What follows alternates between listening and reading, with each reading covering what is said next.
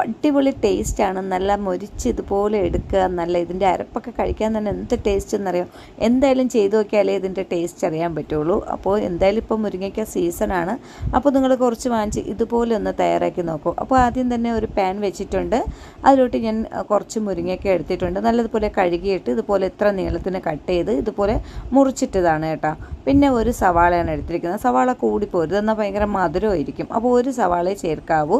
ഒരു 6-7 മുരിങ്ങയ്ക്ക എടുത്തിട്ടുണ്ട്. കുറച്ച് ഉപ്പ് ചേർത്ത് കൊടുത്തു. ഇനി നമുക്ക് ഇതിലോട്ട് കുറച്ച് വെള്ളം ചേർക്കണം. 1/2 ഗ്ലാസ് വെള്ളമേ ചേർക്കാവൂ.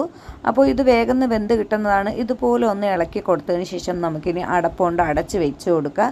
ആദ്യമായി കാണുന്നവരാണെങ്കിൽ ഒന്ന് ലൈക്കും സബ്സ്ക്രൈബും കൂടി ചെയ്യണേ. ഇത് നമുക്ക് അടച്ച് വെച്ച് വേഗം വയ്ക്കാം.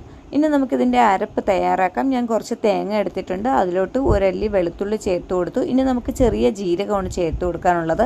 അതൊരു 3/4 ടേബിൾ സ്പൂണോളം ജീരകം